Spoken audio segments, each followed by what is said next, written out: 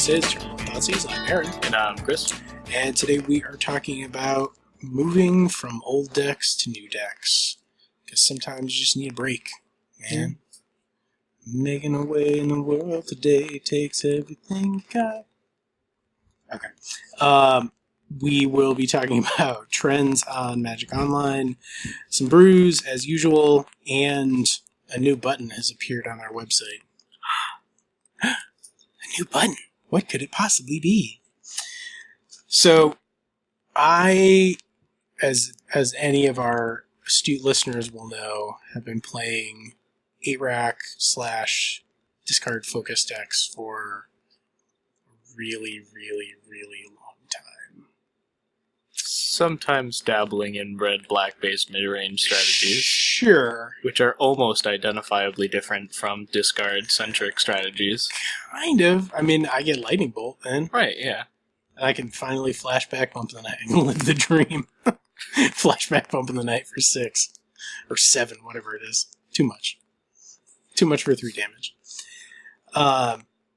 So yeah, I decided after the last PPTQ, I decided that I wanted to just play something different. And so we sort of whittled it down. I was talking about Mythic Inscription maybe. I was talking about Zoo, various flavors of Zoo, because there's a bazillion of them. But not Tribal Flame Zoo, because that's terrible. Yeah.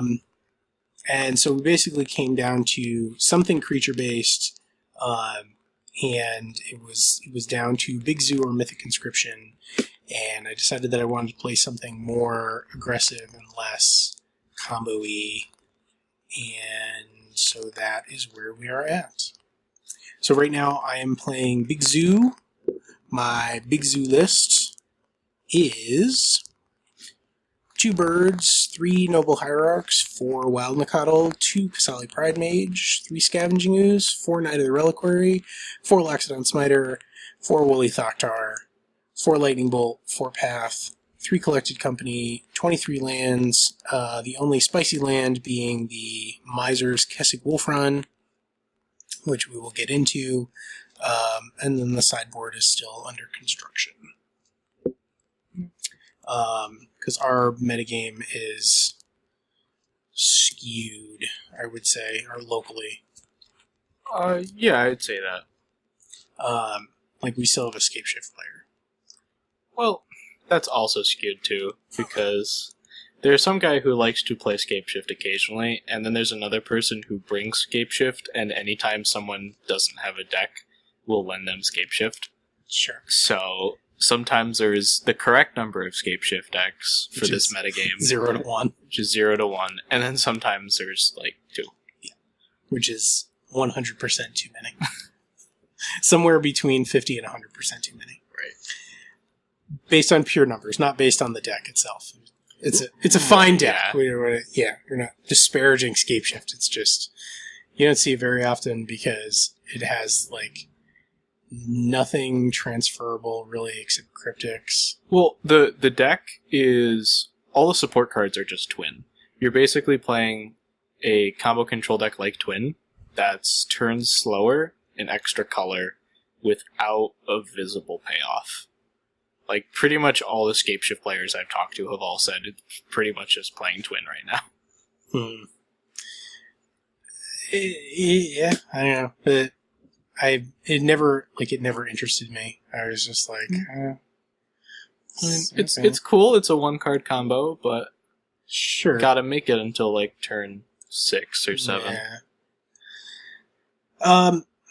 So I've gotten to play a couple of games so far.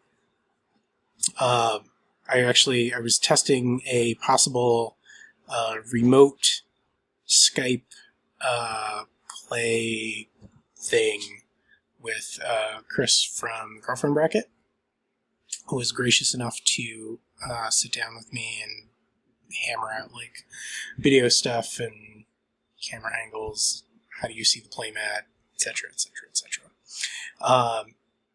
So we did that. She was playing Swan's Control, which is a deck.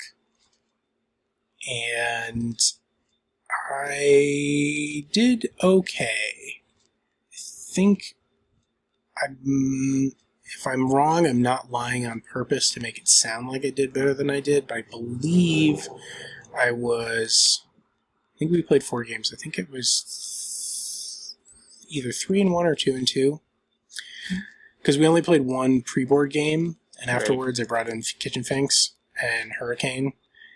And Kitchen Finks is just a big old brick house in basically any matchup, and especially somebody that's relying on burn to remove creatures. Needs more main deck angers. So, yes, I did win 2 games by burning my opponent out with Hurricane, and nobody ever sees Hurricane coming, but it's a classic. Did you board it in to draw cards? Yes, I boarded in because I didn't have the only other like removal that I had was just Path. Like I had Path and Lightning Bolt, but Lightning Bolt obviously doesn't work. No, it works, but Hurricane does both. Well, what does Hurricane actually kill? Is there like click or something, or? No. In this scenario, it draws you cards and burns the opponent. Oh, okay. So like Hurricane for 4 is pay 5 mana, do 4 damage to your opponent, draw 4 cards. Yeah. Which is a good payoff. And, I mean, you also take 4, but I'm used to it. Right, yeah. I'm like, can't get away. I can't get away from stuff that hurts me. So, and I started to, as is my wont, I started to whimsify about things that I might change or things that I wanted to try. Then I stopped myself because I have done this many times before, because I do certainly have deck ADD, where I will play a deck and be like, oh, this deck is great, or this deck is terrible. All it needs is 26 tweaks to make it a completely different deck. And that is a bad way to learn a deck. And it's also a bad way to get good at a deck. So I'm trying to learn from my mistakes, my past errors, and really sit down with this deck and play it, as close to stock. Like this list minus, I just don't have a 4th Noble Hierarch, so I'm running 2 birds instead of 1 bird, which, I mean, is functionally, it's almost exactly the same. Yeah, I think, actually, on a quick note on that, I think I cut the 5th Mana Dork from my list, too. Oh, did you? Yeah. Alright. But other than that, and the Woolly Thoctars in the Tarmogoyf slot, it is Paul Rietzl's Naya Company list. So I'm running it bone stock just to see kind of where everybody lands. The biggest thing, or the things that I felt, and you're certainly much more of a Zoo player than I am, obviously, I felt like I was drawing too many Pride Mages. It's like too many cats, and not the cats that I wanted. Because I just wanted more Wild Nacatls. Yeah. And that's how I feel a lot of the time. Yeah, it's like, just print a functional reprint of Wild Nacatl. Yeah, I'm like, I want more cats, or more Loxodon Smiters, or more Woolly Thoctar. Like, I want more beaters, and I don't want Kasali Pride Mages. I'm not usually sorry to see a Scavenging Ooze, but I'm also like, I gotta work at it to make him baseline. So he brings something to the table. Like, Exalted is not nothing. and the artifact enchantment stuff is also not nothing. He provides two very important services. But he also doesn't swing for 5. Right, yeah, no. He is the littlest creature in the zoo. Yeah. And the incidental artifact enchantment hate can be huge. Like, it can make a huge difference. The big thing is, I feel like 3 is the right number. Because I'm never too sad to see it. And it really does make the turn 1 Wild Nacatl so much better. Yeah. Because then you get to swing for 4 on turn 2. And after that, you get to swing for 5. If you don't like play, you get something else. Right. It also does make Noble Hierarch a little bit better, too. Because now you have double Exalted. Sure. And stacking that can be super relevant. Yep. The real thing with the deck, though, is, and the reason why Paul Rietzel ran 5 mana dorks instead of 4, is because all of the 2-drops are pretty bad. Like, you don't want Scavenging Ooze on turn 2. So, really the deck is trying to go either Wild Nacatl into Pride Mage, or Mana Dork into 3-drop. Right. And going Mana Dork into turn 2 Knight, which might be a 4/4 now, into turn 3 Collected Company into another Knight and a Smiter is like how the deck just crushes. Yeah. So. Yeah, and it certainly does. You know, even through like a fair amount of disruption, I was able to routinely have between 8 and 10 power on the board and just always be threatening lethal. Yeah. And especially, like I said, dumb as it sounds, like having something like a hurricane or lightning bolt, you know, something like that where, you know, they maybe have one blocker, you get in for 5, and then you're like, oh, what are you at? 4? Hurricane for 4. Oh, what are you at? 3? Bolt you. Yep. Or double bolt you, or right. whatever, you know, whatever the case may be. I didn't get a chance to play around with Kessig Wolfron too much. And that was actually going to be my next question, because it's one of the other forms of reach, I guess, like in addition to just bolting and burning your opponent. Yeah. So Kessig Wolfron, for anybody who didn't play during Innistrad or doesn't play Zoo, because I don't think it appears anywhere else. Not in a while, no. It's a land, it comes into play untapped, it taps for colorless mana, and you can pay X, red, and a green, and tap it to give target creature plus X and trample until the end of the turn. So it pushes through damage with trample, gives them fire breathing.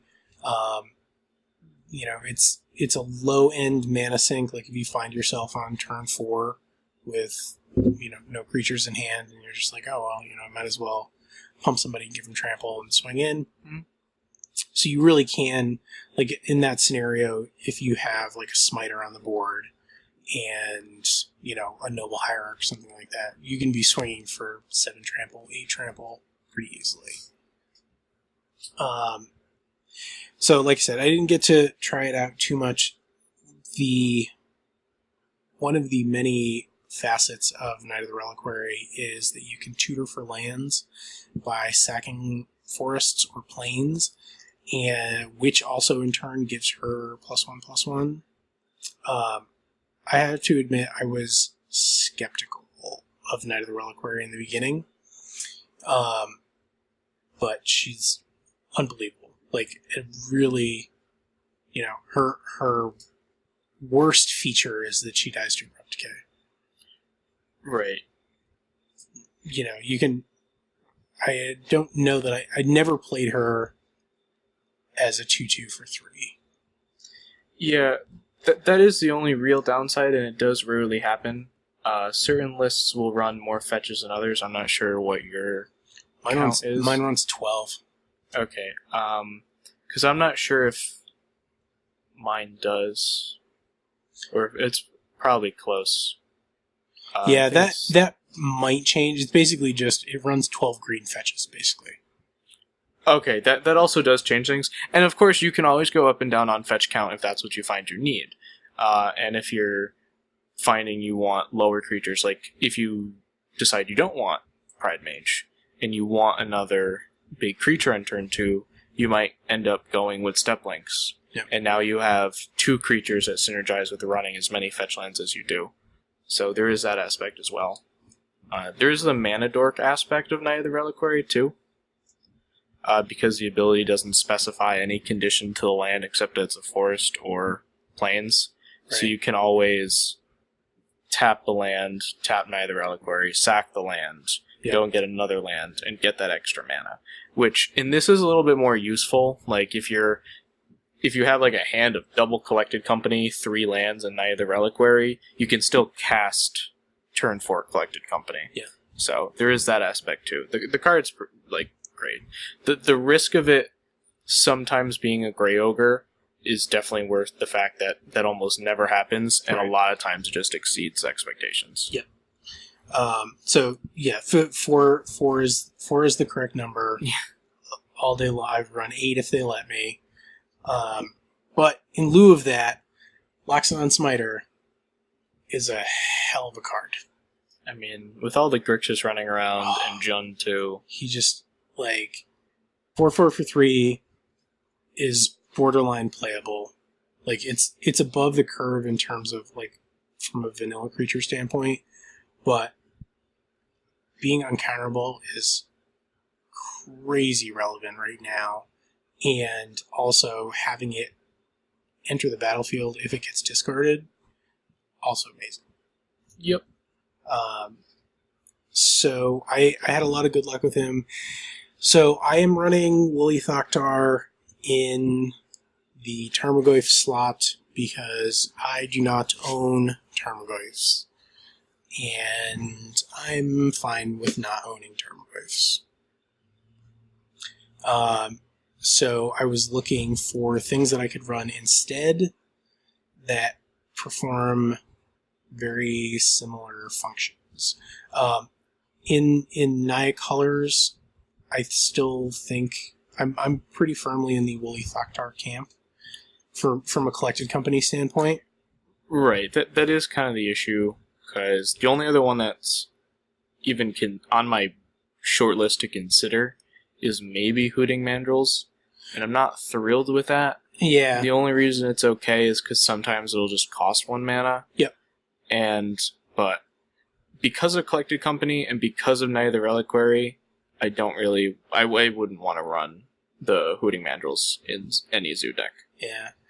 I did grab a playset of Jotun Grunts just to play around with that.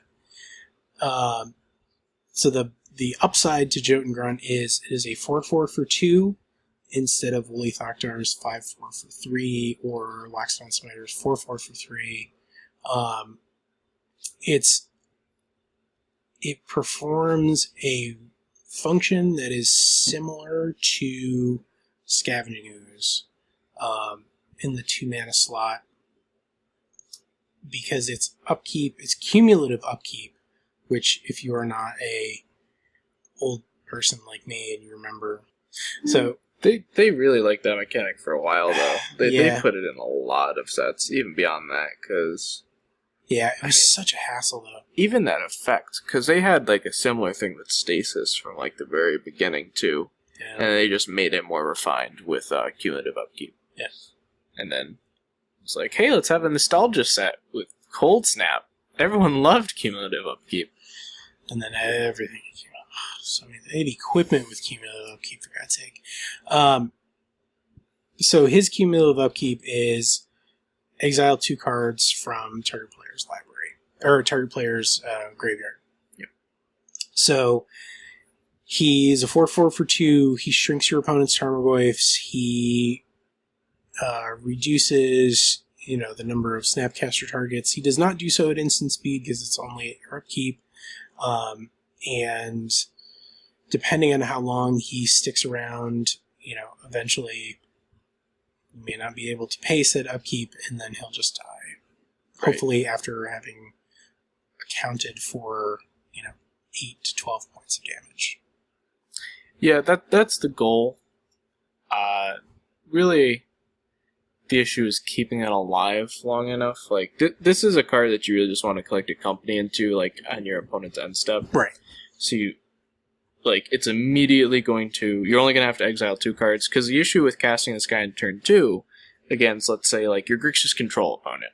We'll go with control because it's slower than Delver. It's not trying to power out a Delve creature in turn 2. It'll wait until turn 3 or 4. But that's still very risky. Right. Because all they have to do is not cast something and just let it die. Yep. So, in instances where it rewards your opponent for not spending cards to kill it, I'm not sure if I love it.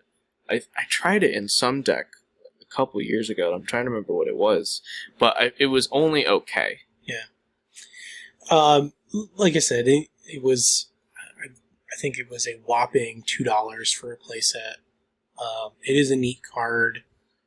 I don't know. It may have another home. You know, it's certainly not a 4 of. Like, I would consider it maybe as a 2 of. Yeah, I think my conclusion when I played with, or tried to play with it last time, was it's kind of like a main deck sideboard card. Yeah. If you know your meta is going to be heavy Delve and Graveyard synergies, then run it. Yeah. Like, if your meta is filled with Grixis and Living End, go for it.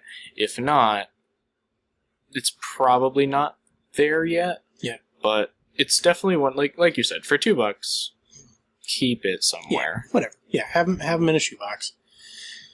Woolly Thoktar is awesome because he never gets bigger, but he also never gets smaller. Hitting for 5, because that is one thing that I've noticed, and once again, like, lest the internet explode. I'm not trying to say that Woolly Thoktar, a vanilla 5/4 for 3, is better than Tarmogoyf, the best creature ever printed. It's not what I'm saying. So don't get it mixed up. If I had Tarmogoyfs, I would put them in there. It's not like I'm not anti-Tarmogoyf. However, Tarmogoyf is susceptible to graveyard hate.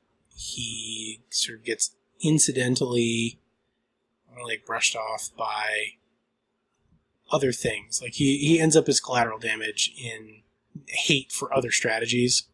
Right. You know, because as a 2/3 for 2, he's terrible. You know, like as a 5/6 for 2, he's amazing. Yeah. You know, most of the time, if people aren't running, like, think about like planeswalkers, right? Like, how many planeswalkers see regular play? Like maybe 2 or 3. Yeah. Like, without a planeswalker or tribal, he's going to be a 4/5 for 2. Yeah, I guess that's fair.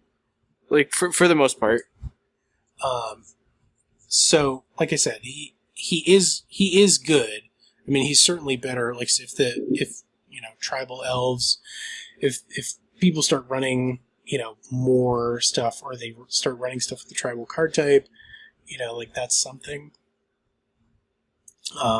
If they're in the future, if there's more planeswalkers that see regular modern constructed play, I think that's another thing where, you can, if you push him up to a 6/7 for 2, like, he's off the charts. Well, for the most part in the decks that Zoo is actually in a really weird spot because it's the worst Tarmogoyf deck. Yeah. Because you only run lands, creatures, and instants. Right. And you're relying on your opponent to do other things. In Jund, you run planeswalkers and enchantments out of the board. Yep. Actually, some people are running enchantments main deck, but usually out of the board. In Twin, you're running enchantments and sometimes other stuff out of the board. Both decks have access to artifacts, or you play against an artifact deck, or you play against Boggles, or you play against something that's going to make Tarmogoyf bigger. So the other decks do have an inherent advantage with Tarmogoyf that Zoo does not. Yeah. So I didn't feel like I was missing anything by not having him. Honestly, the worst thing that I have to say about Woolly Thoktar is he dies to Languish. Beyond that, he's one Gavany Township activation away from not having that be an issue. Oh, that's right, yeah. Well, no, we should also talk about lands at some point, too, because that is... Yeah, later. We'll get to that. But, yeah, Woolly Thoktar not dying to bulk, because that's the problem. Most of the cards people suggest as Tarmogoyf replacements die to bolt. Yeah. And that defeats the purpose. Like, if you wanted a threat, because one of the big things is also, now it's less of an issue because of Terminate being so big in the format, but it used to be like against Blue-Red Twin, you needed your creature to live against Bolt. Against Blue-Eye-Red Control, you needed to survive Bolt, because they only have 4 paths. So, Woolly Thoctar not dying to Bolt is huge. Yep. And, I mean, decks only run like 2 Terminates. Yep. So... Yeah, well, and they also, like, they need to kill your Knight of the Reliquary. They need to kill your Wild Nacatls. And that's where the big thing is. Like, you don't need to play just one threat. It's all of them back to back to back. They will have answers for your threats, and you're not going to care because you're going to have more threats. And now with Collected Company, you're going to be able to present them faster. Yep. If they tap out to kill 2 creatures, you can then Collected Company and have 2 creatures again. I whiffed only once with Collected Company, and now whiff is a strong word. I ended up with 2 mana dorks. I was like, alright, well, it's not the greatest way to spend 4 mana, but then I was like, oh, alright, well, I can just untap and draw a card and continue to play the game as normal. Right. Even when it's right, it's pizza, right? Even when it's bad, it's still pretty good. Yeah. So that I didn't have in these colors, like I said, I guess if you were going to try, you could do Rock's Warmonk would be another. He's the really Bant in one. colors. No, Yeah, it's not. If you were going to run a different type of zoo. Oh, right. So, well, there is a Bant Company list that's running around. I think we only briefly mentioned it, but yeah, the Bant Company. Some people are running the Rocks Warmonk. And I mean, it's solid, because it's a 3/4 lifelink? 3/4 lifelink for 3. Yeah, so doesn't die to Bolt, only costs 3. Yep. Grab it off Collected Company. Like, if you grab Rocks Warmonk and Luxon Smiter. I actually meant Knight of the Reliquary. Oh, sure. But, so either you grab one's great. either one, and then this guy, so now you're swinging for at least 7. Yep. And going to gain 3 life, and neither creature dies to Bolt. So they have to waste something bigger on it. Yeah. Pretty good spot to be in. So let's talk about the lands. So Kessig Wolfrun is the one that comes sort of in the stock list. Well, there in the actual stock list there are 2. What's the other one? Horizon Canopy. Oh, right. And that's an important point that I also wanted to bring up, because as someone who's played a bit of Zoo, I only ran a Horizon Canopy for like a month because I realized it was just fine. Like, the big problem with the deck is there is no card draw, and Horizon Canopy is just a green-white way to draw a card. Right. And it also does kind of help with flooding out. Like, when you have 6 lands in play, tapping one of them and sacking Horizon Canopy to draw a card still leaves you with 4 mana, it's fine. Yeah. If you have a Horizon Canopy lying around, try it, it's fine. I'd say I wasn't impressed with it enough to tell people to go and buy it. Right. Because, I mean, yes, it's good. Sure. Like, yep. It's fine. That was one of I'm sorry, that is the other budget cut that I made, because I don't own any Horizon Canopies. I wasn't going to go out and pay $40 for a brush land that lets me draw a card. Right, and that's the other thing. Like, people can look at this and say, oh, it's a pain land, but it really is the draw card. And as a one-of, because the other issue is, you have to judge, is that drawing a card worth it, when it also doesn't help your Wild Nacatl? Yeah. Because you are a cat deck. You do want all 3 basic land types. Horizon Canopy distracts from that, and you can get awkward draws of Kessig Wolfrun, Mountain, Horizon Canopy, Wild Nacatl, good cards. Like, overall, a pretty good hand. Yep. But you can't keep it because you're on Horizon Canopy Mountain, where your first 2 threats are going to be 1/1s for 1. So, the big thing is, it doesn't matter that much either way. If you have one, it will make your deck slightly better. If you don't have one, it will make it very slightly worse. It's not a $60 investment. It's it's not worth the $60 to make Is your it deck really that much. $60 right now? Yes. What? Yeah. Wow. That is bonkers. It might be sold out at that price, actually. Because it was higher. It topped at 70. Wow. But that's the thing. So it is out of stock in Star City Games at $60. Okay. So Because it went back down to 60. Wow. So it's just going to go back up. Yeah, so if it's out of stock at 60, they'll probably bring it back at 68. You can actually get an Italian one for 54. Ooh, slightly played for 48.59. If I was going to spend that much money, I would buy a Damnation. Yeah, seems solid. But that's the thing. So, budget aside, even if you do have the money and want to dump it on one card, you can obviously do that. That's your prerogative. Sure. But even when I had the Horizon Canopy to play in the deck, I just wasn't impressed with it. Like, it's a 1 in 60 that lets me draw a card that doesn't hurt the deck too much, because it is only one card that stops Wild Nacatl from being as good as it can be. Right. But it also didn't significantly improve my draws either. Yeah. Like, it was only okay. Yep. Yeah, I cut it. I actually originally cut it for Brushland, and then I just turned it into a Temple Garden, and Wild Nacatls 3/3 all day.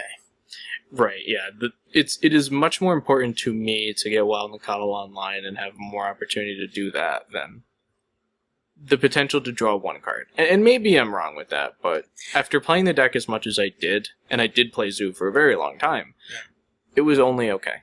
I think in a pre-collected company world, it was a lot more important. Right, and that's, I should have also prefaced that as well. Like, at the time, it was good. Now, when I can look at Collected Company and say this is actually just drawing, this is both card draw and card selection in one, I really don't, like, the Horizon Canopy stock really does fall. Yeah. So, Keswick Wolf Run, normally in a green-white X deck, your toolbox is creature-based. Mm. Because of Knight of the Reliquary's ability, you can have lands be your toolbox. Yep. Kind of do different things.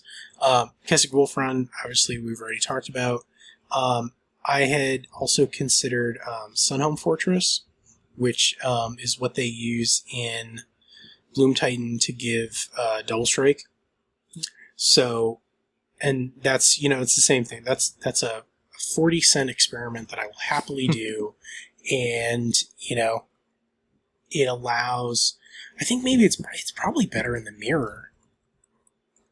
Well, certainly, yeah. And even in some of the big creatures versus big creatures things, like if your knight is already a 5/5 because you've tutored for something, now your knight isn't going to trade with Gurmag Angler, it's just going to kill Gurmag Angler or kill Tasigur. So that is pretty big. Yeah. Now, it's a bit expensive, but... Yeah, but I mean, it's only, you figure that activation, it's 4. It's 2 white and a red. If you compare that to a 4-mana Keswick Wolf Run activation, it gives that creature +2/+0 and trample. So at that point, in that same scenario, your Knight of the Reliquary will trade, whereas in the Sunhome Fortress scenario, it will live and still do 5 damage. Right. So like I said, I haven't tested it, haven't looked at it, but on its face, it seems like it's at least worth a shot. Yeah. I think the land toolbox is actually kind of interesting, because you can also even experiment with Ghost Quarter as well. Yeah. Instead of putting in something like Molten Rain or another spell to destroy land, Ghost Quarters in the board is what I used to use. And being able to... Because then on turn 4, up against Tron, you can just tap your...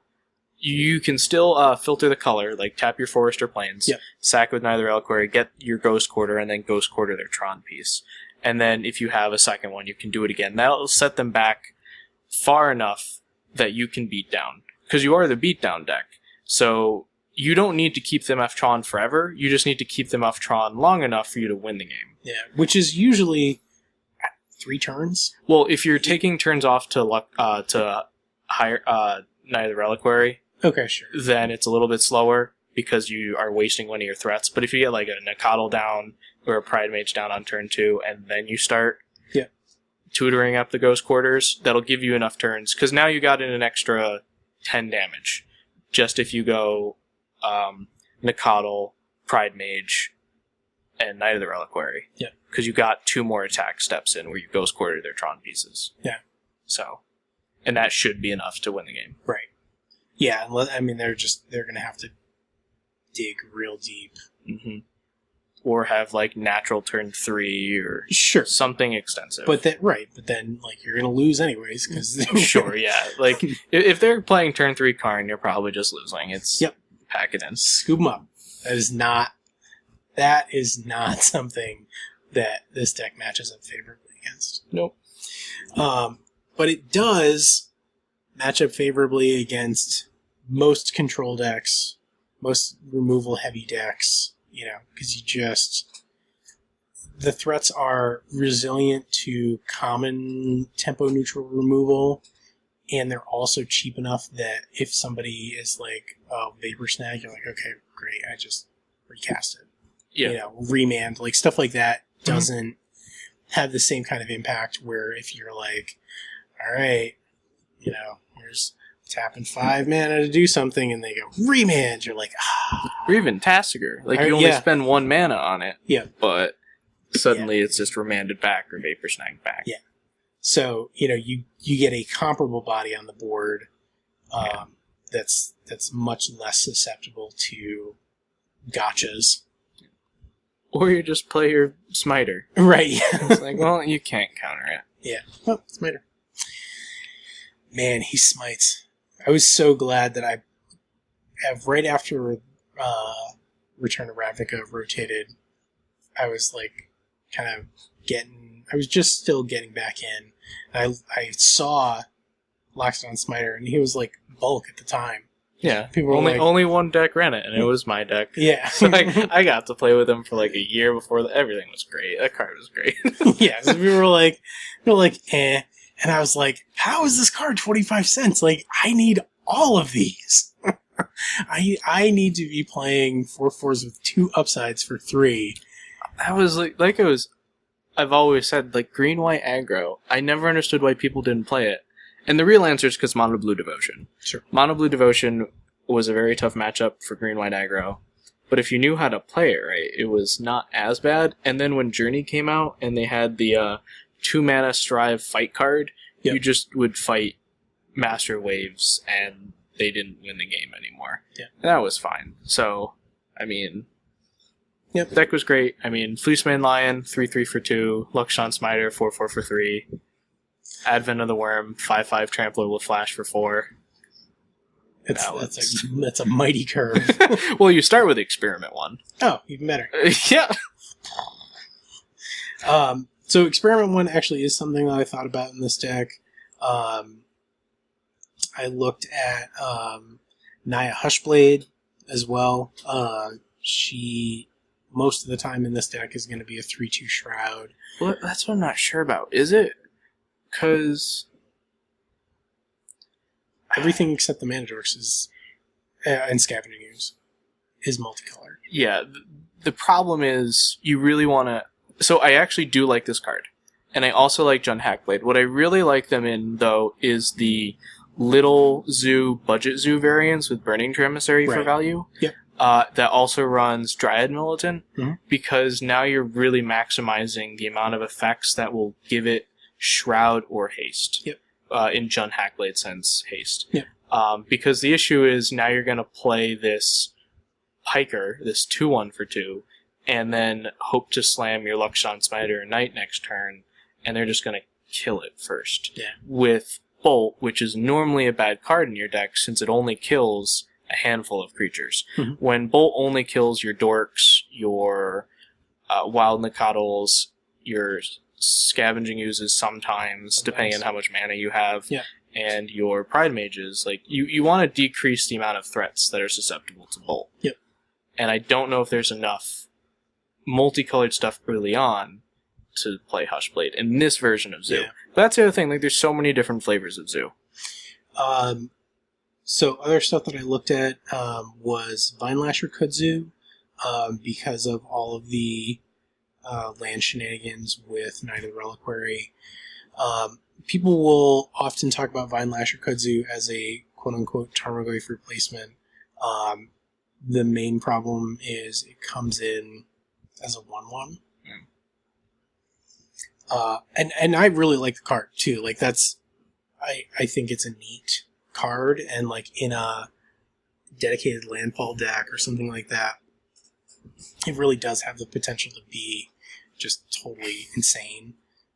But it needs protection. You can't just slam it and be like, okay, 1/1 for 2, drop my land, 2/2 for 2, fetch, 2/2 for 3/3 for 2, and then next turn, fetch, 5/5. Like it does work, but there's like that window where it's very susceptible to removal, Right.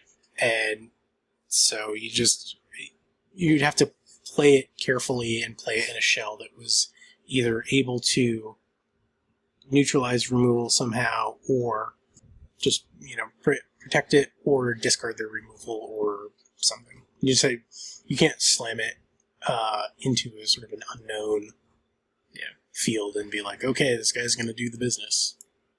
I kind of want that in standard now with the new green X rare that's like reveal the top X and put all the lands revealed this way into play tapped. Yeah, that'd be good. Yeah.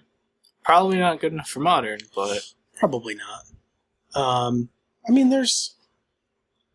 Yeah, maybe in the Steplinks Zoo, like in the Landfall...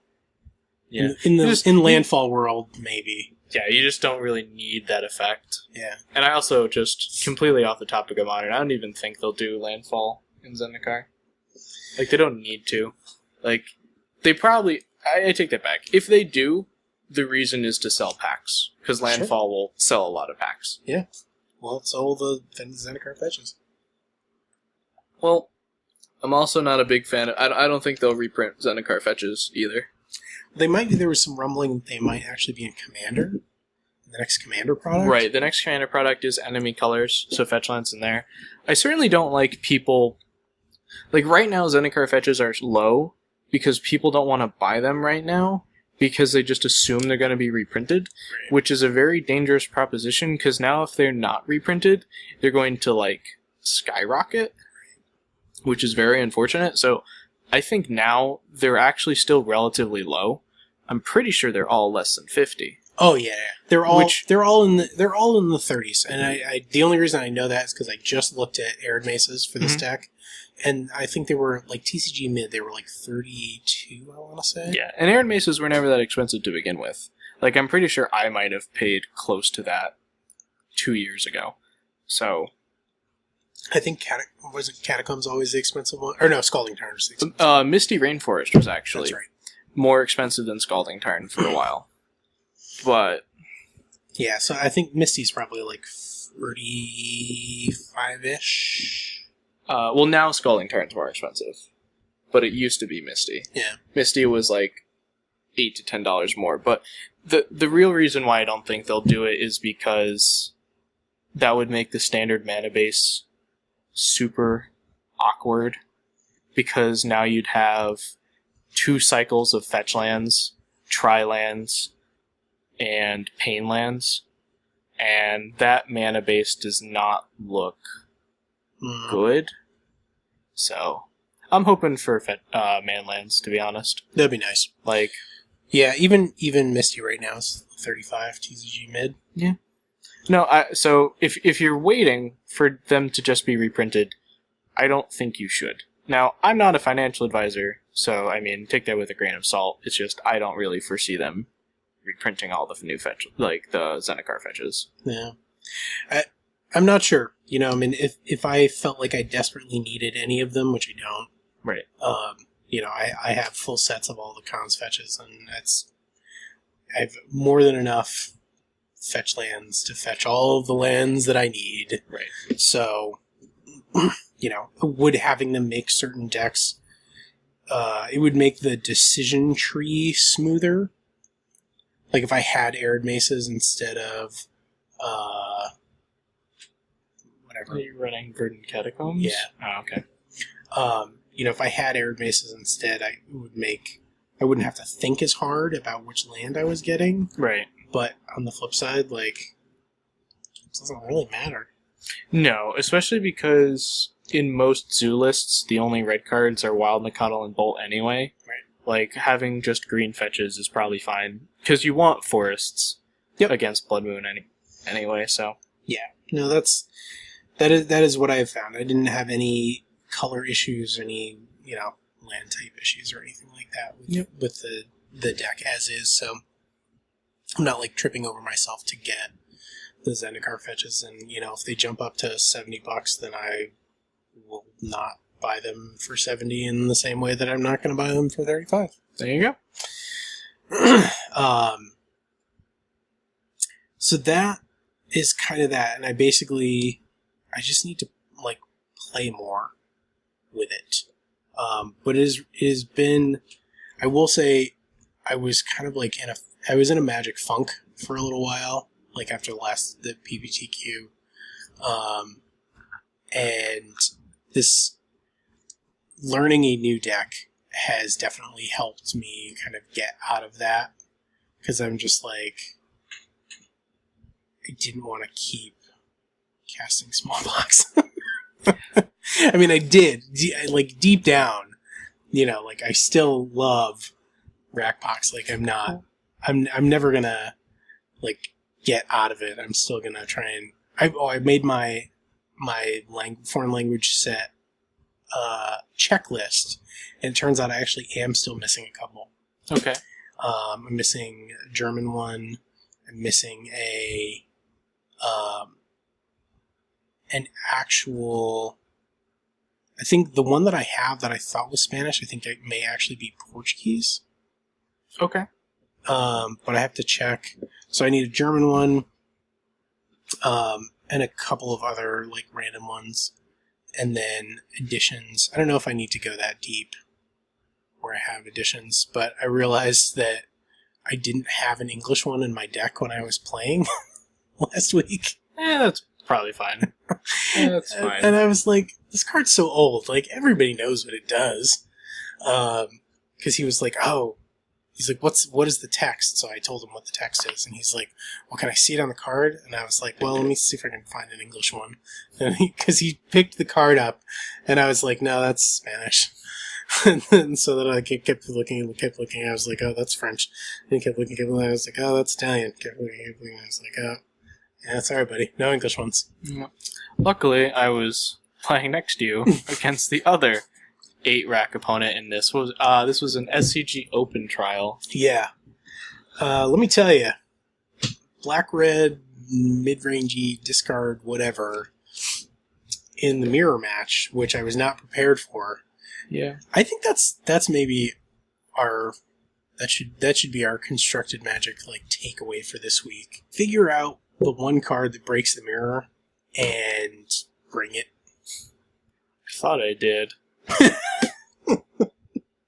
Well, I did not. And if you've never played an 8-rack mirror match, it's like I don't even know. I have no simile, but it's very unpleasant. So, it's a lot like a burn mirror match in the sense that it is a race, and the only thing that determines who will win is who gets more rack effects out faster. Well, that's what I was just about to say. Like, don't you just race to the first or second rack effect and then just don't play anything? Or if you don't get the first rack effect, you can't play anything, and you just keep discarding the hand size until you hit a rack effect. It's crummy. But it is fast, or relatively fast. It's not burn mirror match fast. Right, yeah. No, that happens pretty quickly. It's not double goblin grenade fast. Sure. So, yeah, like I said, after that event, I was just like kind of burned out on it because I'd been doing it for so long, and it's just like, man, need a change. And I really like Naya colors. Yeah. Like I've done some like brewing around Naya colors. I really like Naya Charm because it does a lot of interesting stuff. So this was a good fit, and I'm happy with my choice. I didn't need a lot of cards to finish it. I think I finished the deck for $30. Yeah. And that is my experience so far with Zoo. So I will continue to play it, and we'll post the list up, and people can give it a shot if they want. It is like if you already have Noble Hierarchs, the deck is super cheap. Well, yeah, if you have lands and hierarchs. Yep. Yeah, deck's crazy cheap. Unless you run Kitchen Finks out of the board like I did, because that's still $9. Yeah. And I did find my other Kitchen Finks, so I do have a full playset, which I was very happy about because I did not want to spend $18 to get 2 more Kitchen Finks. Well, right. Mostly because, like, it's a modern season spike. Like, It's not a price spike in the sense that all these people are complaining about. It's just, it's modern season. Kitchen Finks is a really good card. People need it. They'll sell out of it when modern season's over. Yep. So let's talk about Magic Online briefly. We're not really going to talk about all the play points and the like, whatever. It doesn't. I am certainly not qualified to comment on it because it doesn't affect me because I don't play in events. So the changes for me are like at 0, and you don't play Magic Online, so... I mean, I do not play Magic Online, but I feel like I should voice his opinion because that's exactly why it's relevant. I do not play Magic Online, and after the point changes, I'm not going to play Magic Online.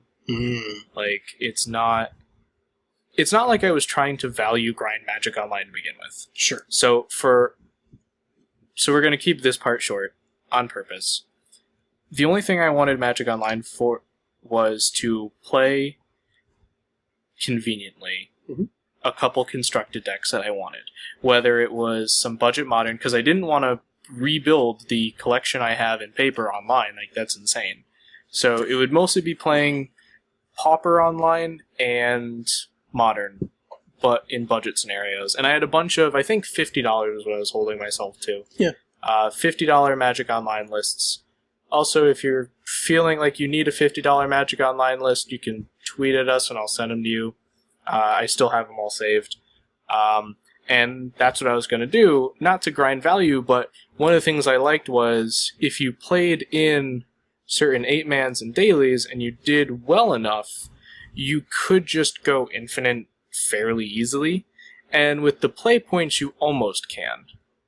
So it's not too far off, but you have to, like, it's like first or second goes infinite, third or fourth, you have to pay minimum money, but it's still not as good. And the only real complaint with Magic Online was the pack prices were low, but now the whole economy is going to be weird. And you still have to pump in real money because you're not selling the packs, and if you don't earn the play points to go right back. Yeah. That being said, you can just play in the tournament test rooms if all you're looking for, if you used to play 2-man queues, you can go into the, like, getting serious tournament test queues or whatever and play for free. Yep. So if that's what you want to do and you're just like me playing Magic Online for convenience, if I ever played Magic Online, that's all I would do. That is all I do. Because it's just for convenience and playing Magic on my time. Yep. And if that's all you want to do, keep it to the tournament rooms. Don't spend any money. Don't support Wizards' decision in this. It's not good for the player. And this is a way to tell them that. So the thing for me that I saw with sort of Magic Online trends is a couple of decks have really, really, really just taken the new tools that they got from Origins and run like the wind, run like a flying horse.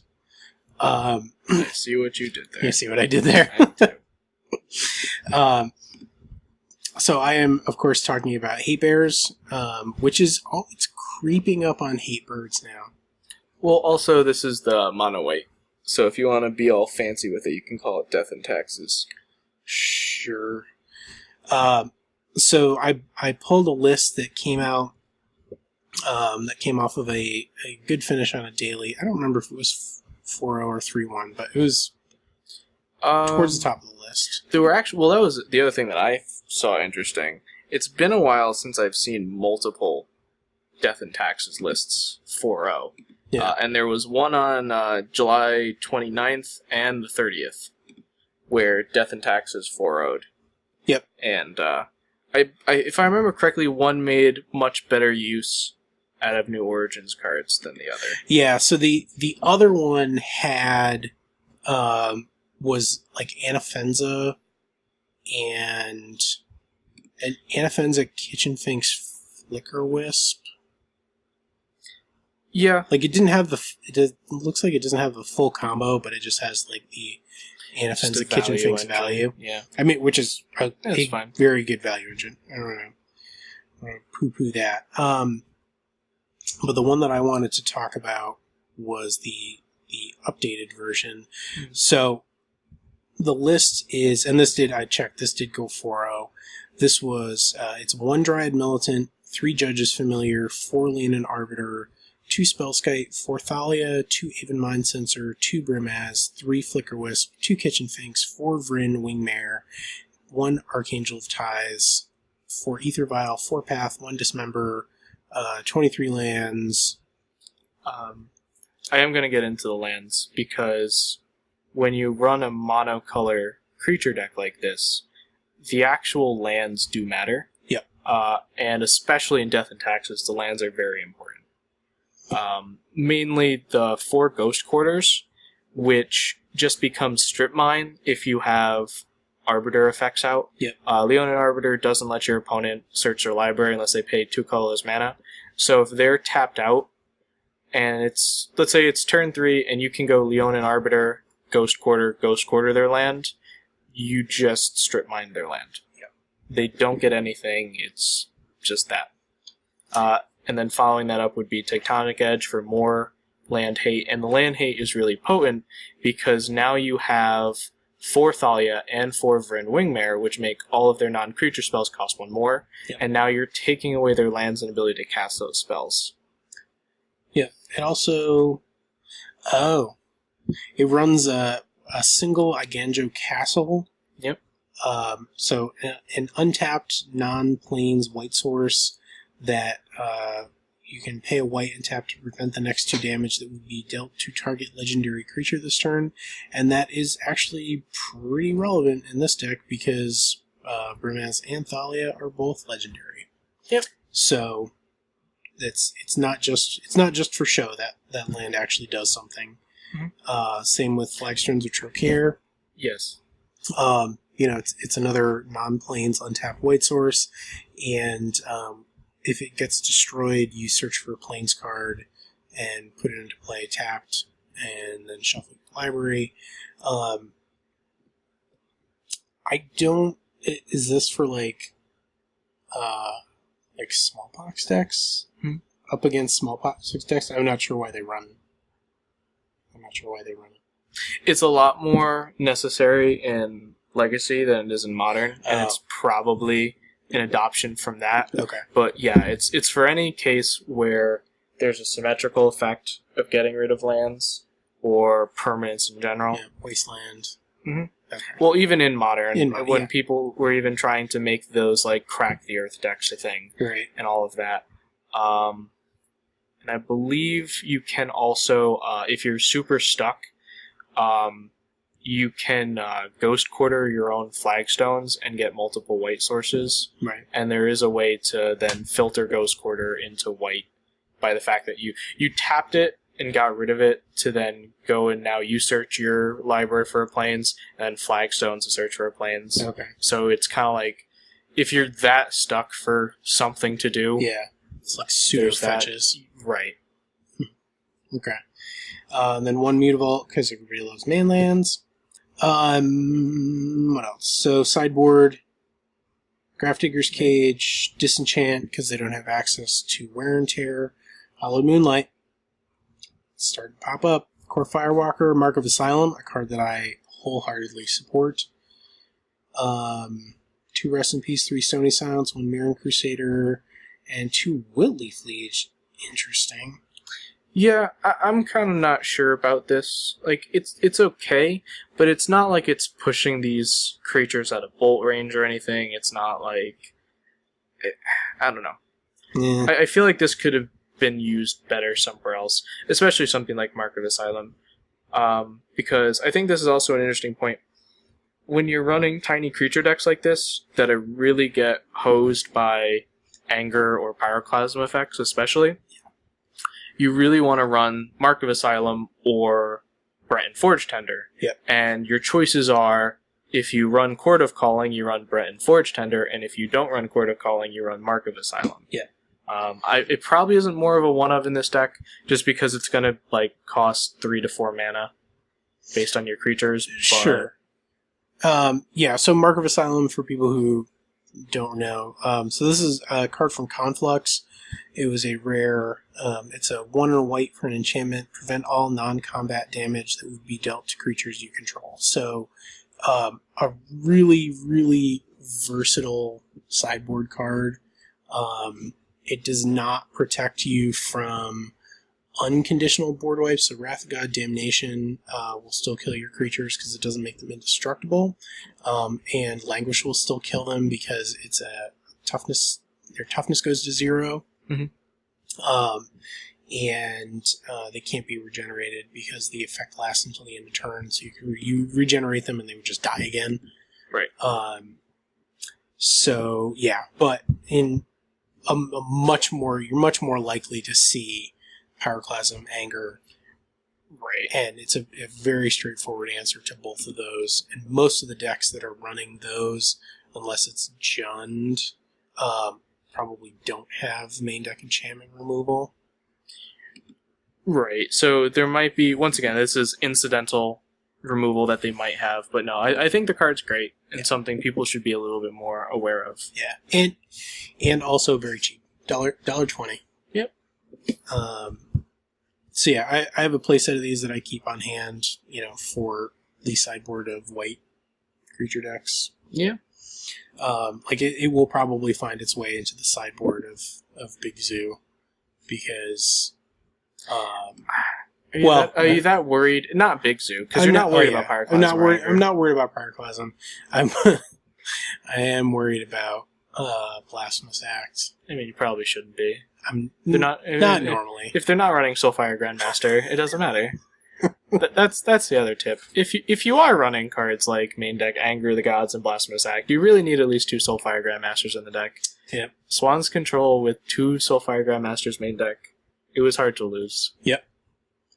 Yeah, and it's already it's pretty good as it is. It has good card draw engine.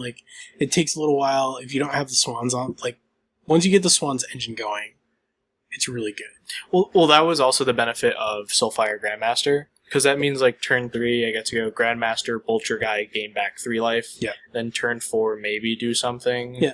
Or even just you just need to stall at that point. Mm-hmm. Turn 5, Anger the Gods to kill my Grandmaster and all your stuff and gain a bunch of life, and then remand your next spell. And then next turn go Swans. Bolt Swans, find Stubborn Denial, your play. Yeah. So yeah, a ton of Origins cards in here, which I'm proud to say that we totally called. And these were great day one slot ins. Oh yeah. I'm not. I was initially a little bit surprised to see Vern Wingmare as a 4-of, and then I thought about it a little bit, and I was like, well, you just in this deck, you just want more Thalias. Absolutely. You want all the Thalia. If you could play 8 Thalias, at most you can have 5 now, which is pretty good because it basically means your opponent is never casting spells. Right. No, I thought this was a great card. I thought it should be a 4. I think it actually turns the Hate Bears archetype definitively towards mono white. Yep. Because you don't need anything else. You do get different splash colors. I do actually like blue a bit. Either for something like Cure, Great Glass Spinner, as well as maybe a couple sideboard things. Yep. You do also get Ojutai's Command, which is a weird one and unfortunately expensive, and you're going to make it more expensive. No, Ojutai's Command? This is dirt cheap. It's like almost bulk. No. Casting cost. It costs 4, and then if you have Thalia or Ringwing Wear Out. But the huge thing is, like, it grabs back Thalia. Yeah. And does something else. So it can be worth it. Or if your engine is relying, like, if they've slowly picked things off, odds are they've killed Thalia first. Yep. But now you can get it back and maybe just drawing a card at that point. Alright. So, next, let us talk about our weekly brews. Would you like to go first? Sure, I can do that. So this is not a totally new project, but something a couple local people have been working on for a while, and I've been keeping up with, and then made my own tweaks to. So instead of Naya Burn, going in the Jund direction. So the reason why Burn is normally in the Naya camp right now is because of Boros Charm, Lightning Helix, Atarka's Command, and Destructive Revelry. And Boros Charm has a huge plus because it does not get redirected by Spellskite, which is super huge. And Lightning Helix is good in the Mirror and up against the pseudo burn decks or other aggro decks. But it really isn't a 4 of anymore, and it's kind of been losing favor. So when you're already losing one of your splash colors, and you might be able to pick some new cool cards up in black, it was worth trying the black splash. So the cards we lose are Lightning Helix and Boros Charm in the main deck. And Boros Charm needs to be replaced with Bump in the Night, since it also does the very similar thing of can't be redirected by Spellskite, and everyone is bringing in Spellskites. Like, absolutely everyone. And they should. Yeah, it's normally a very correct choice. Yes, and it still is. And actually, I'm just looking at Nihilists right now, and they're not even running. The only white card is Boros Charm, which is very good. But when you're only running it for Boros Charm, you might as well take it out. You lose Core Firewalker, which is huge, but I don't think it's as bad as what you pick up. So actually getting to that, the other main deck black card that we're picking up is Tasigur, which probably sounds a little bit weird, but both having a card that doesn't hurt you with Eidolon the Great Revel in play, and just having something to block other Tasigurs or Goyfs, or attack into opposing creatures that are bigger than your normal creatures, is actually a huge pickup. So I'm just going to quick run down the list that I actually have and kind of came up with after a little bit of testing. 4 Goblin Guide, 4 Monastery Swiftspear, 4 Eidolon of the Great Revel, 3 Tasigurs, 4 Bump in the Night, 4 Lava Spikes, 4 Lightning Bolt, 2 Shard Volley, 4 Atarka's Command, 4 Searing Blaze, and 4 Rift Bolts. And then 19 lands, 7 mountains, 8 fetches, 2 Stomping Ground, 2 Blood Crypts. I definitely wanted the 2 Stomping Grounds. Some of these mountains are probably going to turn into stuff like Copperline Gorge. Okay. Because sometimes you just want to incidentally be able to actually activate Tasigur. Because if you have Tasigur in play, there are really 2 options. You're either winning the game, and you don't need to activate Tasigur, or you're falling behind and you need cards, so you activate Tasigur. And the cool thing about the burn deck using Tasigur is all of your cards are burn cards. So unlike a control deck where they'll just give you a cantrip, or if you're in Grixis control and it's turn 10, they're just going to give you Thought Scour. Right. In this deck, the choices are a lot less. The worst thing they can probably give you back might be Eidolon in the Great Revel.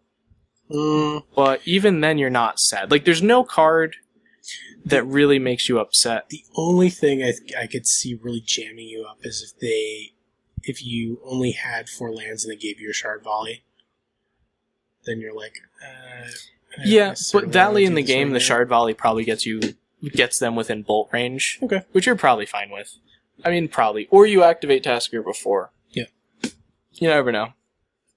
So, the list has actually been testing pretty strongly. Like, you can easily cast Tasker. Like, and the time you want it, like, you're not casting him on turn 2 or turn 3 like a Grixis deck, but you're not dedicated to casting Tassigers. You're naturally filling your yard very quickly, and you get to capitalize on that with Tassiger. And the Atarka's Command, once again, are just so huge. They just keep printing so many burn cards. So many new burn cards. Yeah, and honestly, you know, people complain about burn, but if they never printed another mill card and printed twice as many burn cards, I would be so much happier. I mean, I hate mill so much.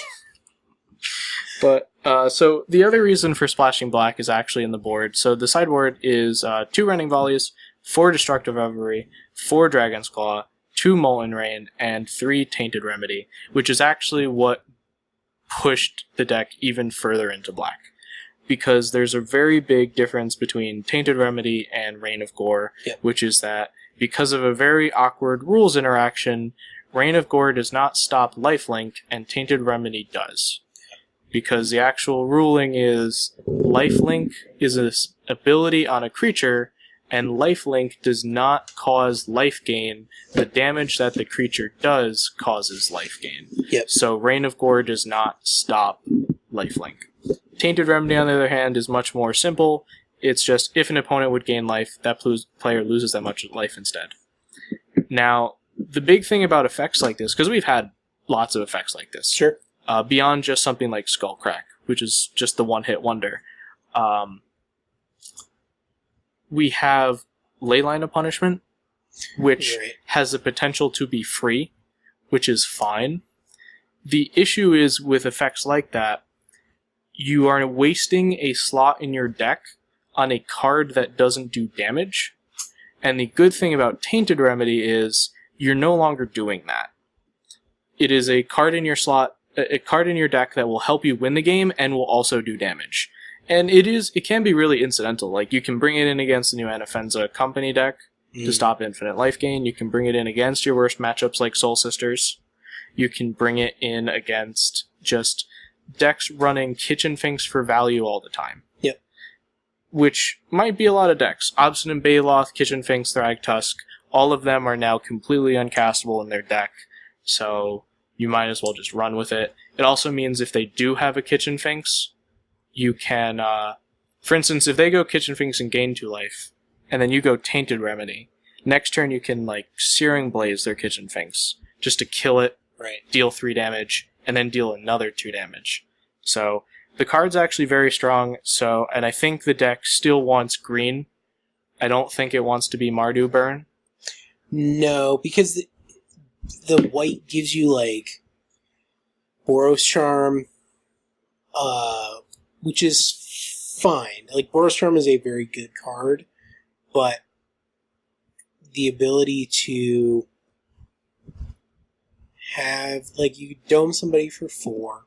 The other modes are good. I mean, it's not a bad card. I don't know. And obviously I'm biased because potentially, like, black also gets you a lot of other stuff. Well, right, like I said, neither color, like, the deck should be close to mono red. As it is, my list runs 2 green cards and 3 black cards, all of which are single mana symbols. Yeah. So it's a very, very light splash. And weighing what you get with each color can be pretty nuanced. I think red-green is very solid, and then you just pick your third color. Yeah. And I think black's worth a shot. Yeah. I think...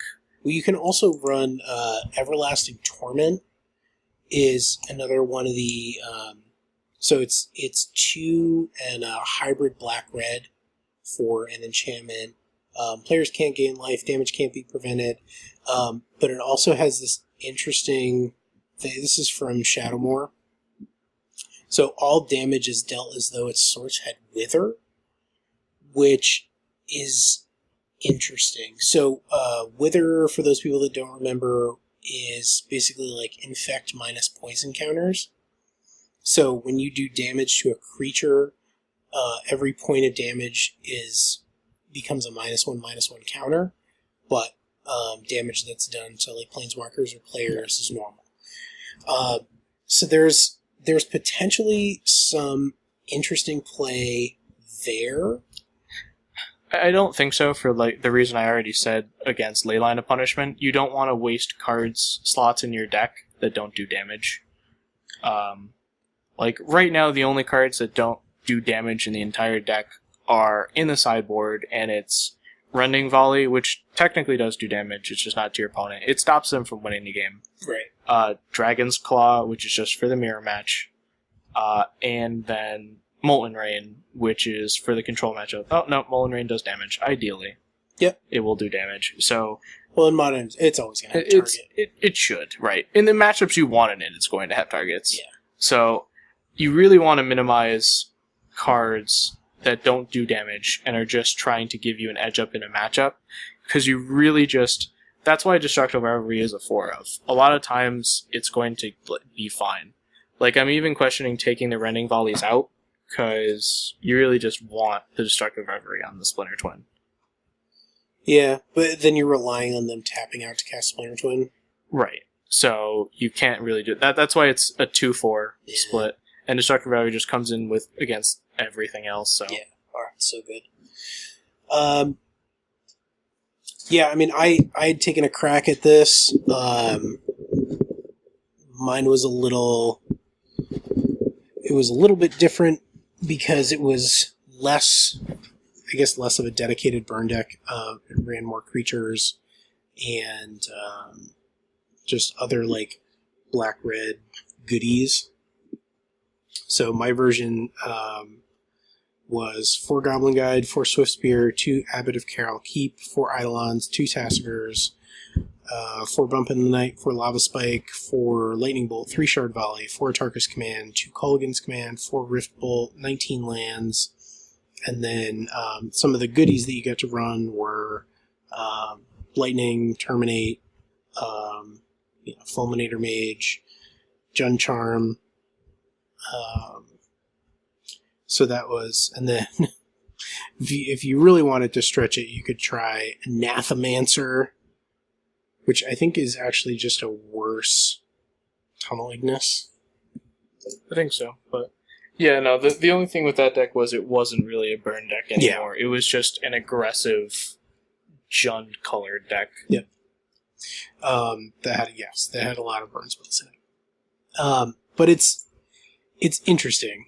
You know, it's one of those things that it seems counterintuitive because you're like, oh, black, like you don't really want, like the deck doesn't really want discard. The deck doesn't, like, it already has a lot of removal. But you know, just having access to Tasker and a burn spell that can't be redirected to Spellskite is a big deal. Like that is potentially, it's certainly, you know, mirror match wise that makes a difference. Yeah, unfortunately, that's the problem I have with Jund Burn though. It probably does lose the mirror match. You think? Lightning Helix is huge. Okay. Core Firewalker. Well, that's the thing. Like, you assume they're going to bring in Core Firewalker, so you bring in Tainted Remedy. Okay. And you really want to... You don't want to be too reliant on creatures against the burn deck, because all of your creatures die to Searing Blaze. Hmm. So that's the other issue. Yeah. And Eidolon gets a little bit worse.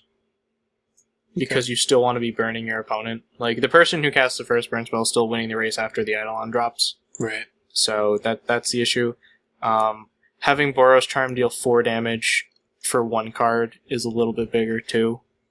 So it's hope that Tainted Remedy swings it. and hope that Tasigur is able to stabilize you. Hmm. So, I mean, couldn't you then... You could run, like, feed the clan out of the board.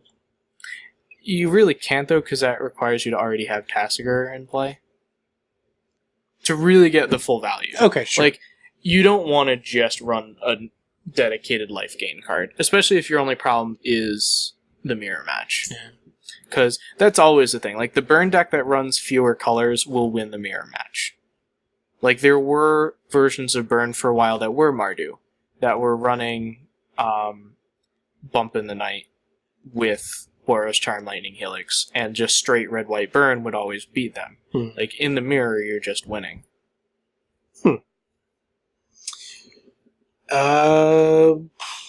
Yeah, I mean, if you're looking for a new flavor of burn that tastes a little bit like root beer with battery acid in it, because I did feel a little bit dirty. I looked at it and I was like, man, so like potentially, because nobody's gonna see this coming. Nobody's gonna be like, oh man, you know what I really need to prep for?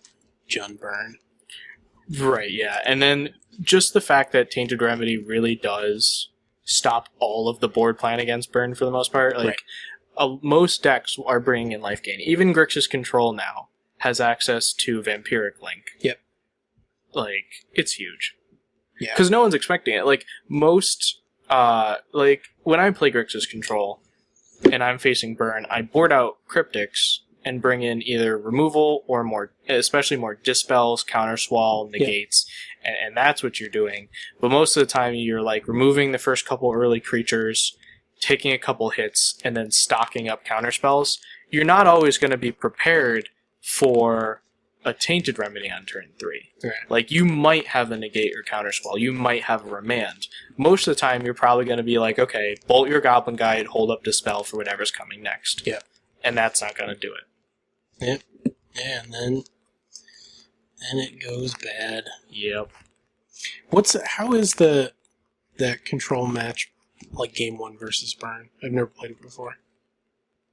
It's not good. Oh, actually, because most of the hands that you just keep, it's like all control decks. Like, most control decks really do just lose game 1, like, without just either knowing what your opponent's on and keeping a hand to reflect that, or just keeping a very, very good hand. Yeah. So, I mean, it's fine. I don't think it's favored, but I think post-board a good control player will handle it fine. Mm-hmm. All right. So I am my brew for this week is Undying Scales, because Collected Company was not enough value for me after losing to Grixis Twin like a million times in a row.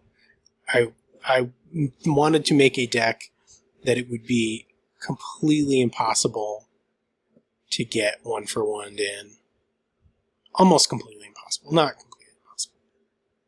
So the deck is 4 Experiment 1, 4 Young Wolf, 4 Avatar the Resolute, 2 Scavenging Ooze, 4 Strangleroot Geist, 1 Eternal Witness, 2 Gluttonous Slime, 2 Kitchen Finks, 3 Mana Gorger Hydra, 4 Hardened Scales, 3 Evolutionary Leap, 4 Collected Company, 3 Become Immense, 20 lands, and so I will go over the oddball cards that people probably don't recognize. The main one is Gluttonous Slime.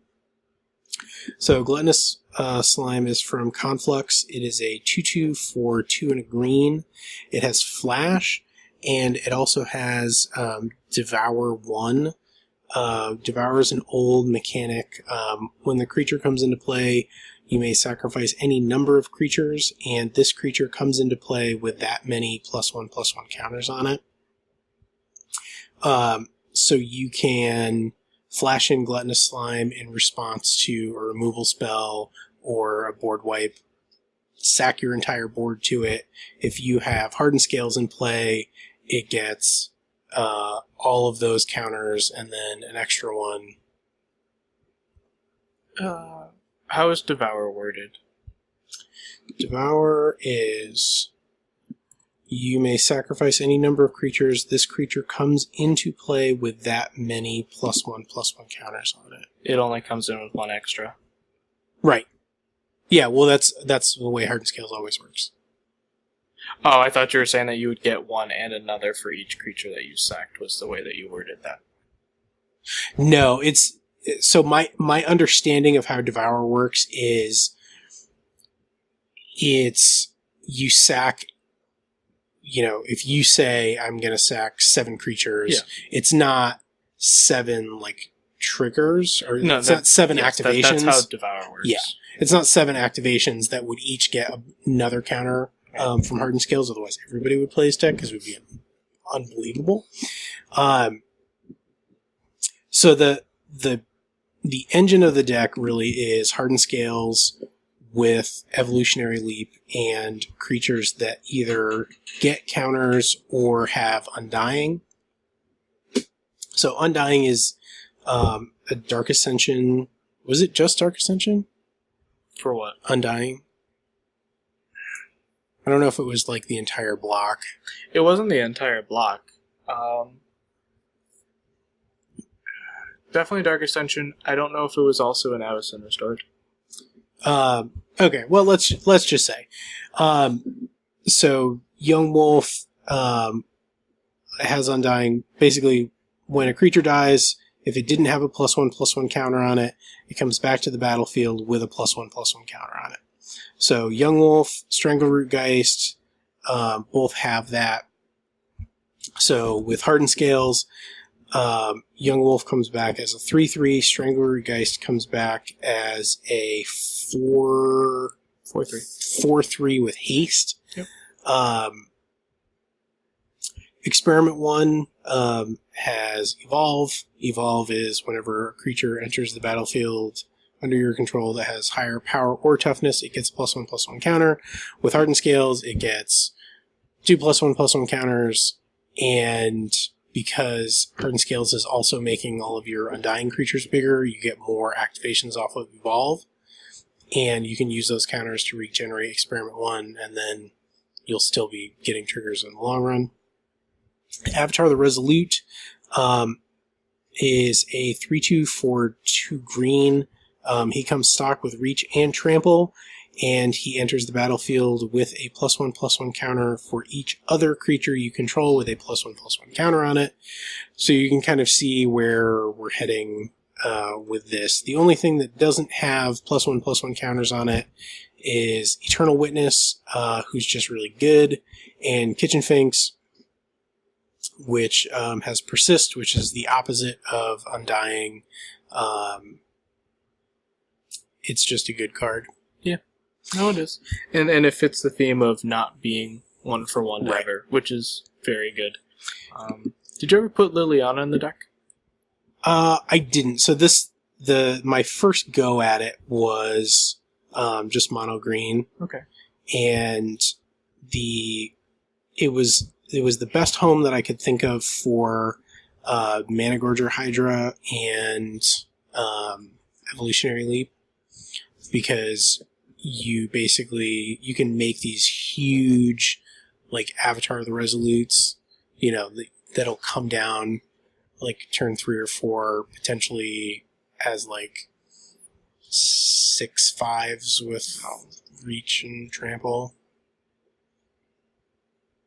And you'll always have a creature. Like, that was the other thing between Evolutionary Leap and Collected Company. You're always going to have a creature when you want it. So you should splash white for Cavany Township. Yes.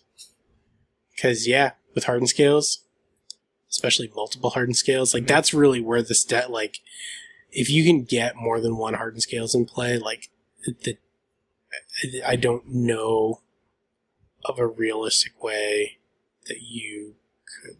Yeah, because, then Young Wolf comes back as a 4/4. Yeah, Strangleroot Geist comes back as a 5/4 with haste. Right. Like, Avatar of the Resolute, just, it gets crazy. So this deck is unintentionally budget. It just happens that A lot of the Evolve and Undying creatures were printed at low rarities. It runs 2 Scavenging Ooze because, once again, it gets counters, and it is also a very functional card in the modern metagame. So you could very easily, if you don't run fetches, you probably wouldn't run Become Immense. I ran it just to kind of like, I didn't really dig into the deck a lot, but I'd run Rancor. oh yeah, that's Since your guys are dying anyway, like you're just gonna keep getting it back. Yeah. So there you go. If you want to go super budget, you can take out the Become Immense and the fetch lands because you don't really need them, and just run Rancors instead, which is a very good suggestion. And then the most expensive card in the deck is Collected Company, which is down to a still high but much more reasonable $11. Yep. Thank you, reprint. Yes. It was close, man. That card is getting crazy. Which is still also a good pickup. Yes. Yep. Yeah, if you don't have them, just go buy them. Well, also the Clash Pack. The Magic Origins Clash Pack is still a very good pickup financially. Oh, okay. Because Right. it's $30 for a alternate art Siege Rhino. I didn't like the alternate art. Neither do I, which is weird because I think it's Kev Walker, Yeah. who normally is actually very high in my Magic artist list. You know, the thing that bothers me about it is it looks like the Mighty Leap art. It doesn't look, I don't know. I guess I've just grown I like the original art for Siege Rhino because Yep. it kind of reminded me of like the, not artillery elephants, but kind of the charge elephants in like the Lord of the Rings. And that whole thing. And more accurately in real history too, when there were war Sure. elephants. Yes. Yeah. But it had that aesthetic to it, like the... Yep. Yeah. And I kind of miss that. Like, it's a siege rhino, not a charging rhino. Correct. Like, There is a it's- charging rhino. There is a charging rhino, and it is already charging. Siege rhino, just sit there. Yes. Doesn't need to run at me. It's fine. Lobs ordnance. Yes. So, but beyond that, back to why this Clash Pack is actually good value, beyond that Siege Rhino art, there is a Collected Company inside, as well as a Windswept Heath. Yep. And I could have sworn there was one or two other things, but already that pretty much adds up to the value, with Windswept Heath being even just like 12, maybe? 12 or 14? They're starting to creep up, but even with the reprint, let's say like 12, 13, and then Collected Company at 11. So together that's like $24. And then the alternate art Siege Rhino. Let's see what else was in here.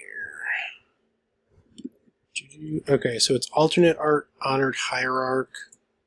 It is alternate art Valor Stance, actually, which is, I mean, the art is fine, but, you know, Valor Stance is a weirdly expensive card for what it is. It's alternate art Seeker of the Way.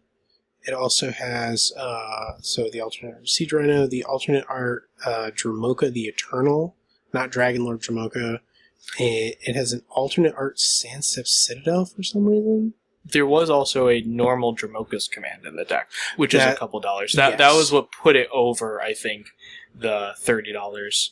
But, and then there was also the new Anafenza as well. Yep. So there was actually just like a lot of odd value just in this. Certainly a lot more than normal. But Yes. yeah, so between the new Anafenza, a Windswept Heath, a Siege Rhino alternate art, Collected Company, as well as the alternate art Seeker of the Way, which does actually, I do kind of like that. Yeah, it's nice. One. It And looks Dramoka's command. it looks kind of like the Graceblade Artisan art. Mm. So yeah, now what I will say about the Clash Pack is the MSRP is $29.99, I believe. Mhm. I don't know if it's just a byproduct of the way that the big box stores do their pricing, or if like somebody in their pricing department like got wind that this had like potentially higher value cards in it, so people would be willing to pay more for it.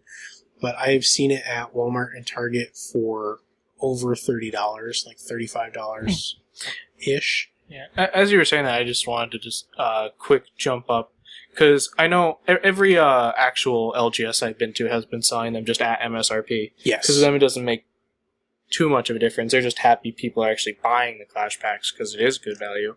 But even online, you can get them for below 30, like not that much below, but like 28 eBay prices. So Sure.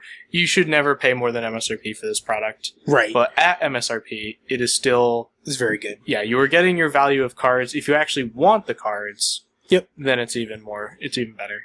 Yeah, I mean, there's certainly an argument to be made, you know, if you are sort of building out your collection or, you know, whatever, go out and, you know, buy 4 of these and split them up amongst your friends. And there was an eBay one for 4 for like 110. There you go. Not bad. Yep, it's guaranteed value. So the Clash Pack, and that's the thing that's been talked about quite a bit. So on to some housekeeping / bookkeeping. We've been getting a lot of requests for more stuff. So merchandise, video content, playmats, all that stuff. And we would love to provide all of that stuff. Yep.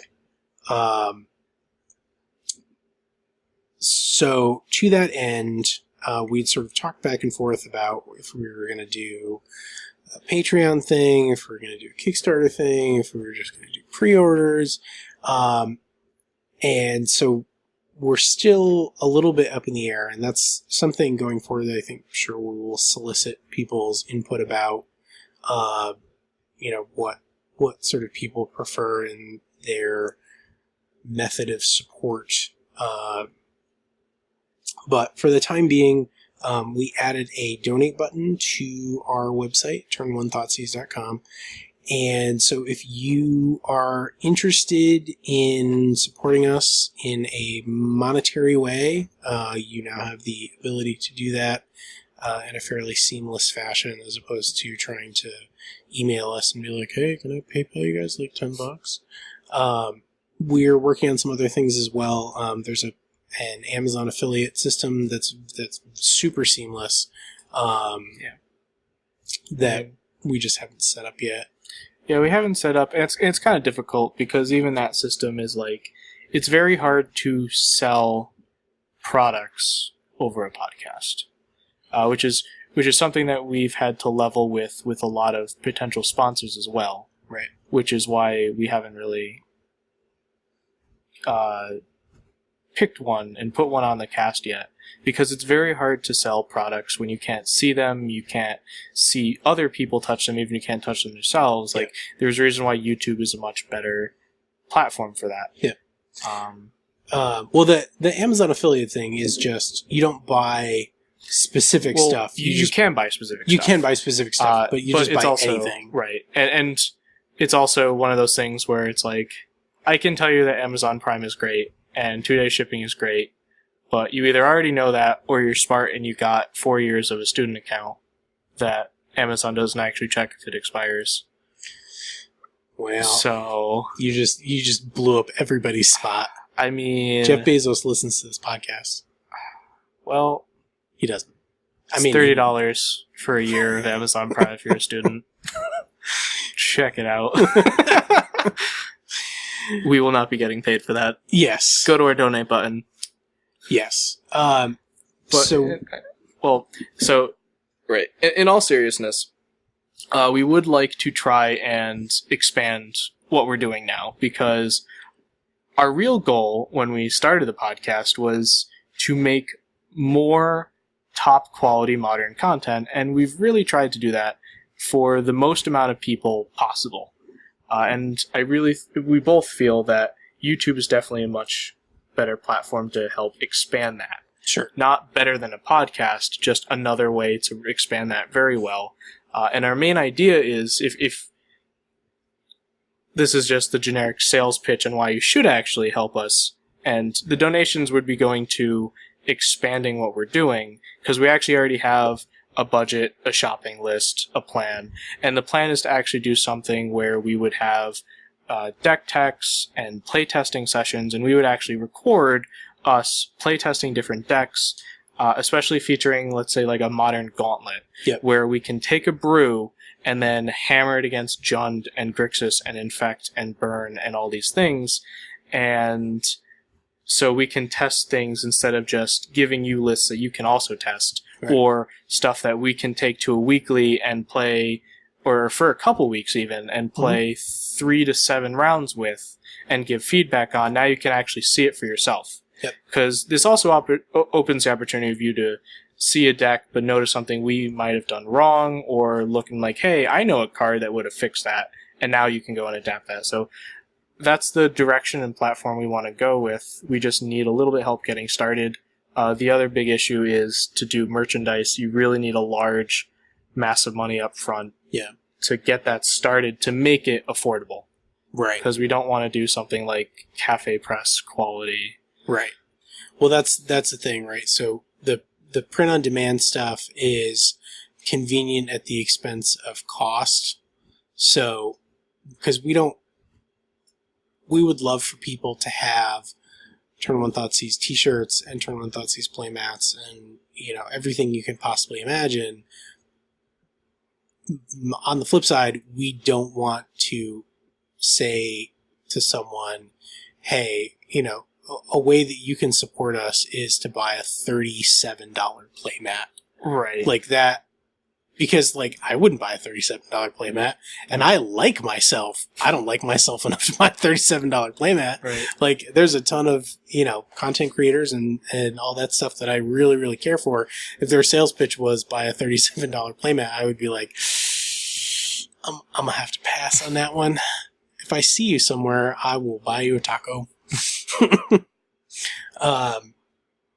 So that's something that we're certainly contending with, because we want to be able to provide value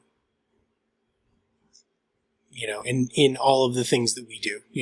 We're trying to provide content that's valuable, and we also, if we're going to put our name on a product or something like that, we want the experience of that to be positive, and for people to end up with something that is quality and also reasonable. Right. Because we are, except for my inability to buy incomplete play sets, pretty reasonable people, I would say. Yeah. For the most part, we try to be. So believe it or not, we have a plan. Yes. We're trying to get this on track. I know we've been saying we were going to break into YouTube for the longest time, but it's... in order to do it well. Right. We could do it right now, but it wouldn't be something that we would be happy putting out there. Well, we want it to be something we can be proud of. Right. And something that you would want to watch. Yep. So a lot of that budget is going to go to makeup. I would say. Because unbelievably high amount. Yes. Well, the makeup artist is really... I have a lot of shine. Yep. I have a lot of shine, and I do need a full-time hairdresser. Right. I mean, I think Richard Esposito probably is available. Probably get him. If we book him in advance far enough. Yeah. And if you get that reference, tweet us at T1Thoughtseize and let me know that you understood that reference, and I will send you a booster pack. Don't say that. No, I will. The first person. There you go. The first person time-stamped on Twitter that shows that they understood that reference will get a free booster pack from this guy. Hopefully I'll be able to use donated money to buy a booster pack and then send it out. That seems like the worst use of donation money. Also, another thing. Even if you buy a booster pack.